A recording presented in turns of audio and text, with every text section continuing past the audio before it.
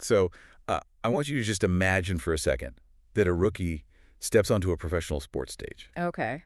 and they just completely dismantle the competition. I mean, so completely that they win Rookie of the Year, Player of the Year, and the award for the absolute lowest scoring average. Right, all in their very first season. Exactly. It sounds like, a created player in a video game where you just maxed out all the stats. It really does. But now imagine that same athlete, like decades later, building this massive multi-million-dollar Florida community hub that somehow doubles as a Michelin-level culinary destination. Which is quite the pivot. It is. And that is exactly what we're looking at today. Welcome to Sunshine and Square Feet. We have been looking through this massive stack of sources. So we've got course blueprints, local realtor notes, historical sports articles, and some pretty wild culinary reviews. Oh, the reviews are fascinating. They really are. And the mission here is to bring you, the listener, the ultimate first-timer's insider guide to one of the most highly recommended spots in all of the villages. The Nancy Lopez Legacy Golf and Country Club. That's the one. And we really need to set the scene for you right from the jump, because looking at the documentation, this isn't just some standard recreation center. No, definitely not. Like, it is not just another generic clubhouse in a Florida retirement community that was only built to sell the surrounding houses.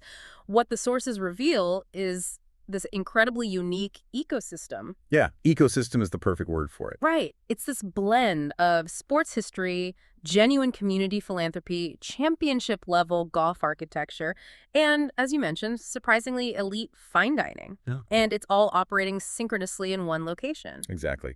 I like to compare walking into this specific country club to stepping into a living, breathing sports museum. Oh, I like that analogy. But, it's infinitely better than a museum because you don't just stand behind a velvet rope, reading plaques and looking at dusty old golf clubs. You're actually participating. Right. You get to take your own clubs out and play right on top of those exhibits. And then, when you're completely exhausted from playing all day, the museum cafeteria happens to serve Gordon Ramsay-level cuisine. Which is the dream, honestly. It really is. That is the exact kind of experience we are exploring today. And that is a great framework for you to keep in mind. But before you can truly appreciate the Bermuda grass you're walking on or the specific culinary techniques happening in that dining room, you have to understand the icon whose name is literally on the front door. Yeah, you really can't separate the physical atmosphere of the clubhouse from her legacy. Exactly. We are talking about Nancy Lopez. The legend herself. The legend. And to understand why her name carries so much weight in this specific community,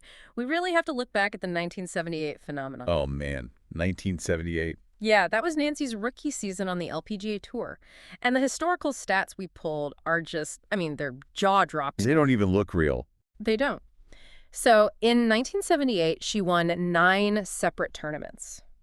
And what is even more staggering is that 5 of those tournament wins were consecutive. Wait, stop right there. 5 professional tournaments in a row. 5 in a row. That's insane. It's completely insane because think about the sheer mental endurance required to maintain that level of focus week after week. You're traveling to different states, playing on entirely different types of grass and terrain. It's almost unheard of in modern golf. The fatigue alone would get you. Right. And because of that completely dominant performance, she achieved this clean sweep that has literally never been duplicated.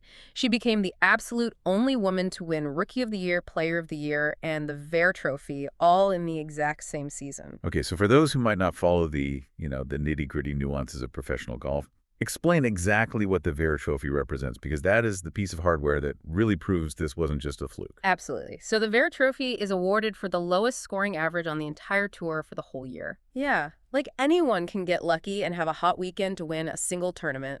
But to have the lowest scoring average across an entire season means your worst days are still better than everyone else's best days. That is such a great way to put it. It measures pure, relentless consistency. It is a sweep that just doesn't happen. I really want you, the listener, to pause and just visualize a modern athlete dominating their sport that completely in year one. It's just mind-boggling. It really is. And she eventually went on to win 48 LPGA events and 3 majors, which were all LPGA championships, by the way. Right. So obviously the sports pedigree is undeniable. Yeah. But looking at our sources, I want to pose a genuine challenge here. Okay, let's hear it. Well, it's one thing to be a Hall of Fame golfer, right? We have Yeah. plenty of Hall of Fame athletes who just retire quietly, or maybe they just license their name to a line of apparel or something. Sure. So why does Nancy Lopez have this massive, deeply rooted physical community hub here in Florida? I mean, we see a lot of retired athletes hosting a weekend charity golf tournament as a PR event. What makes this different? Well, that is a highly critical distinction to make. And what the research shows is that this is not just a vanity project or a tax write-off. Right. Nancy didn't just sign a licensing deal, slap her name on the sign out front, and fly back to California. She actually resides in the villages. Oh, well, wow. So she's a local. Yeah, this is her actual home. But more importantly, the reason this country club functions as the beating heart of the community is because of her incredibly active role in philanthropy. Your charity work. Exactly. For nearly 40 years, she has hosted a massive charity tournament right here for an organization called AIM, which stands for Adventures in Movement. Let's focus on AIM for a second. Yeah. Because reviewing their specific mission in our source materials, this isn't just a generic foundation throwing money at a broad problem. No, not at all. Like, they have a highly specialized methodology, don't they? They absolutely do. AI actually started out in this tiny building in Dayton, Ohio. It was founded by a woman named Dr. Joe Geiger. Okay. And the whole premise of the organization is to help handicapped, visually impaired, and special needs children using what they call the A method of music. The AIM method. Right. It's this highly specialized form of music therapy. Mm-hmm. It relies on rhythmic repetition and specific frequencies to bypass certain damaged neurological pathways. That is so cool. It's amazing. And what is so fascinating in the recent literature is how this method has actually expanded over the years. Because of the success they saw with special needs children, they're now using this exact same rhythmic method to help Alzheimer's patients. Wait, really? Alzheimer's? Yes. The music literally stimulates pathways in the brain that help them regain physical movement, trigger lost memories, and even rebuild emotional connections. That is incredible. It's like it provides a scaffolding for the brain. Exactly. And from what the local reporting shows, this isn't just Nancy writing a check from a distance. The entire local ecosystem rallies around this specific event. Oh, completely. Like the corporate builders in the villages, the local business owners, the residents themselves, they all volunteer thousands of hours for this event. That's a huge logistical undertaking. It is. And because it's hosted by Nancy Lopez, it draws some serious professional celebrity power that you normally wouldn't see at a local fundraiser. Right? Like who? Well, people like professional golfers Chris DeMarco and Craig the Walrus Stadler regularly come out for this. Ah, the Walrus. I love that nickname. It's a great nickname. But having them there turns the physical golf course into this incredible, highly efficient engine for doing good. Yeah. That gives the whole country club a fundamentally different energy and culture than, a place that just exists to collect greens fees from tourists. It gives it a soul. Like, you aren't just paying for recreation, you are actively participating in a community philosophy. Beautifully said. And looking at the blueprints and architectural sources we gathered that focus on family and inclusivity isn't just in her charity work. It is quite literally etched into the physical landscape of the golf course itself. It really is. Which brings us out of the history books and right onto the physical property. Let's walk the greens. Let's do it. So for those of you who haven't been and are trying to picture this, we are talking about a massive 27-hole masterpiece. 27 holes, that's a lot of golf. It is. And this was actually Nancy's very first foray into course design. It is a par 72 championship-level course, and what makes it unique is the topography. The terrain is so different for Florida. Yeah, it's built right onto the rolling terrain of Marion County because, a lot of Florida golf courses are essentially built on flat, featureless sandbars. Right, they're completely flat. But here, there are actual elevation changes. Huh. And it's heavily landscaped with these massive ancient live oaks and incredibly strategic water features. And there is a really wonderful architectural Easter egg built directly into the layout of those 27 holes. Yes. I love this detail from the course map. So, for the listener, here is a great piece of trivia you can use to sound like a local if you ever play there. Give him the inside scoop. So a standard golf course is usually 18 holes. Right? But because this one is 27, it is split into 3 distinct 9-hole sections. Okay.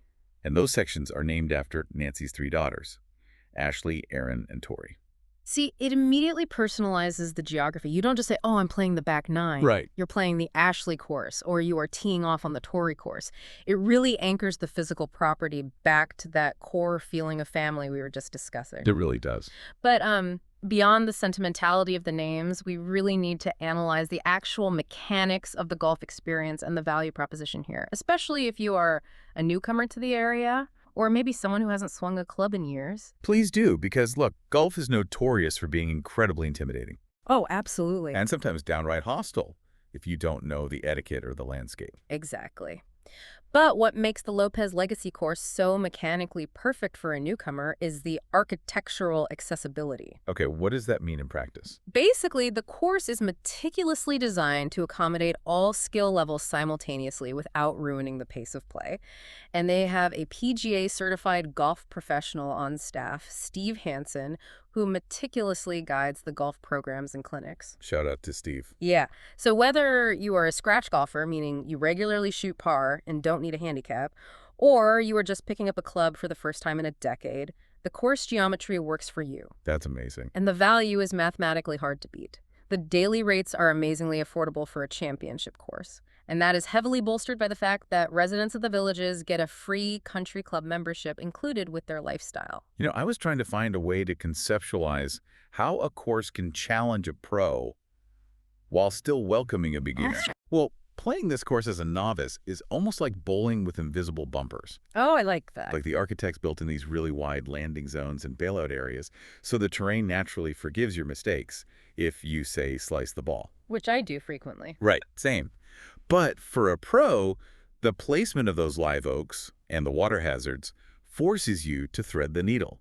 It turns it into a highly technical game of chess if you actually want to score well. That makes a lot of sense. So it accommodates everyone, but it still looks and feels incredibly premium. You never feel like you're playing on some neglected, discounted municipal course. Not at all. I mean, the turf management is pristine, and the lifestyle surrounding the course is honestly just as fascinating as the fairways themselves. Tell me about it. Well, while we were reviewing local perspectives, we found this great anecdote from a local realtor named Gary McAdams, and it perfectly illustrates the unique, almost surreal vibe here. Oh, this story is great. Right. So the homes in this specific section of the villages are zoned, so they back right up to the course. So you literally have residents sitting in their backyard swimming pools, floating on rafts, on a sunny Florida afternoon, just relaxing and watching the golfers play through their backyard. It is the ultimate spectator sport from the comfort of your own water float. Literally. You get to watch someone try to execute a highly technical chip shot while you're just drinking a margarita in your pool. It's incredible. And Gary even admitted in his video review to breaking the rules a little bit. Yeah, he did. He talked about riding his bicycle right onto the pristine grass of the 9th hole just to get a closer look at the real estate values of the surrounding homes. Which, you know, for the listener, maybe don't pedal at 10 speed across championship Bermuda grass if you decide to visit. Yeah, definitely don't do that. But it perfectly shows how deeply integrated the Dealey community is with the course itself. The barriers between the neighborhood and the recreation are entirely blurred.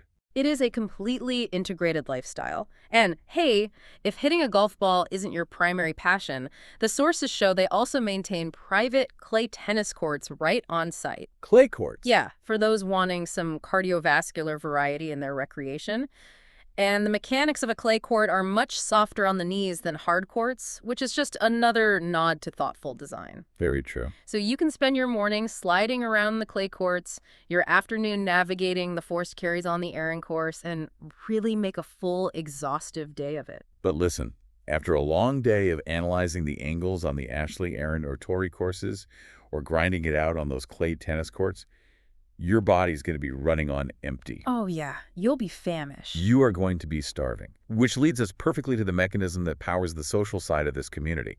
And honestly, it might be the crown jewel of the entire clubhouse. The Legacy Restaurant? Yes. Yeah. Let's walk through the doors of the Nancy Lopez Legacy Restaurant. Let's do it. Now, first things first, reviewing the sheer volume of foot traffic this place gets, consider this a firm warning to the listener.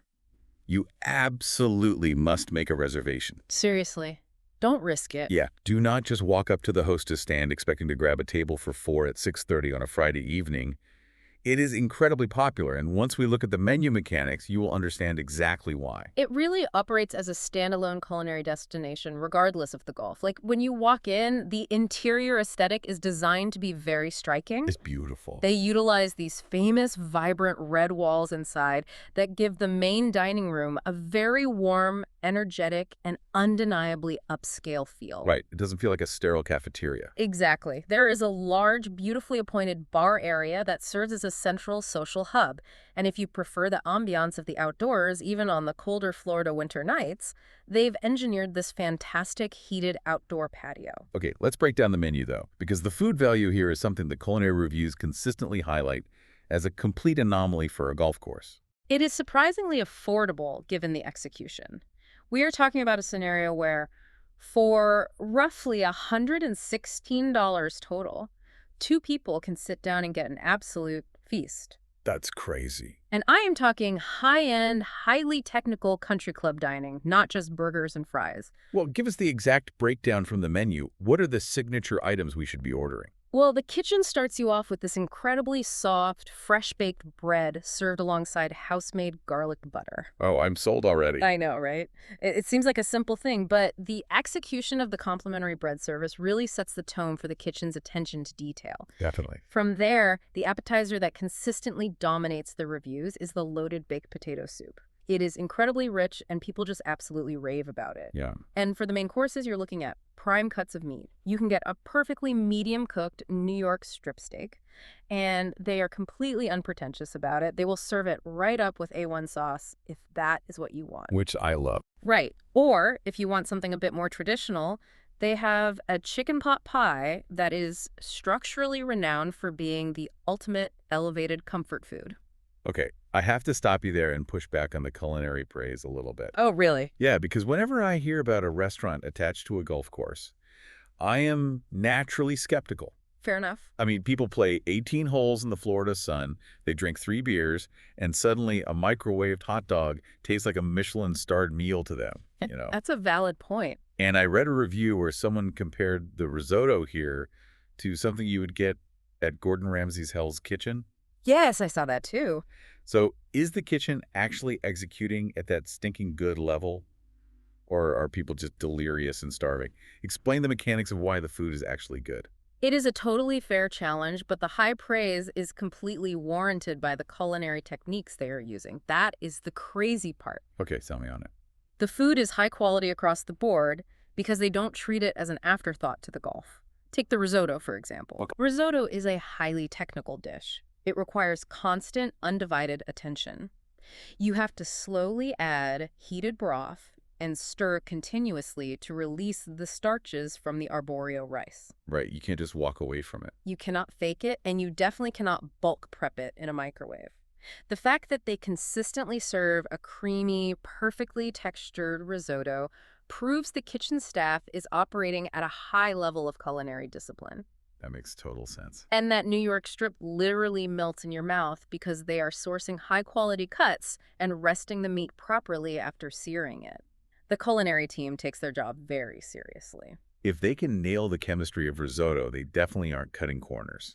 And from the local testimonials, the front-of-house service seems to match the precision of the kitchen. Oh, absolutely. The hospitality mechanics are designed to give you exactly what you want from a private country club, but without the stiff, judgmental atmosphere. Which is key. The restaurant manager, Michael, is a perfect example of this culture. Oh, the Michael story. Yes.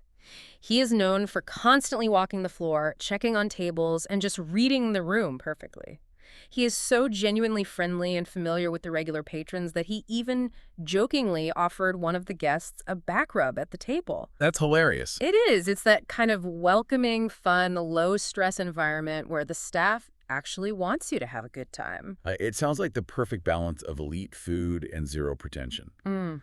But you definitely want to strategize your stomach capacity and save room for dessert, too. Oh, without a doubt. I know a lot of people fill up on the complimentary garlic bread and the heavy risotto, but looking at the dessert menu, you have to plan ahead. You absolutely do. If you look at the options, the carrot cake with their famous cream cheese icing is a very solid, structurally dense choice. It looks and tastes completely homemade with a great balance of spices. Okay. But if we are advising you on the absolute mathematically best way to finish this specific meal, the top-notch, highly recommended choice that reviewers agree on is absolutely the creme brulee. Talk to me about the creme brulee. It is all about the contrast in textures. The kitchen nails that perfect, satisfying, hard, caramelized sugar crust on top. You gotta have the crust. You have to. When you tap it with your spoon, it shatters perfectly, revealing the incredibly rich, chilled vanilla custard underneath. Wow. It proves the kitchen is using a proper culinary torch to caramelize the sugar right to the edge of burning without actually burning it. It is the perfect elevated cap to the evening. I am officially starving now. Same. So, bringing this entire analysis full circle for you, when you look at the source materials from top to bottom, you look at the incredible history of a sports legend sweeping the 1978 LPGA awards with a level of dominance we will likely never see again. Unmatched. You look at her decades of quiet dedication to the AM charity, using the neurological pathways of music to help special needs kids and Alzheimer's patients. It's beautiful. You look at a 27-hole championship course named affectionately after her daughters, architecturally designed with invisible bumpers to welcome absolute beginners while still challenging scratch golfers. Yep. And then you finish it all off with a $116 feast of precision-cooked steak, technical risotto, and perfectly shattered creme brulee. It really is the ultimate blueprint for a perfect day in Florida. It really is the blueprint. Yeah. And analyzing all these pieces together leaves you with something much deeper to ponder as we wrap up. What's that? I want you to think about how incredibly rare it is for any athlete's legacy to be a physical, breathing ecosystem. Oh, wow. That's true. Usually when a dominant athlete retires, they get a static bronze statue in front of a stadium or a dusty plaque in a hallway somewhere. It is frozen in time. Just a memory. Exactly. But Nancy Lopez utilized her success to build a place where people actively live out their daily lives. They ride their bikes, they play golf, they eat incredible food, they socialize with their neighbors, and they utilize that joy to raise money for kids who need medical help. Yeah. It is alive, it is functional, and it begs a deeply fascinating question for you. If you could design a physical, functional space to represent your own life's legacy, what would it look like? That is a phenomenal question to leave off on. A legacy you can actually walk through and experience. If you are in the Marion County area, make sure you book that tea time and definitely secure that dinner reservation well in advance. Thank you for joining us for another episode of Sunshine in Square Feet. See you on the next one.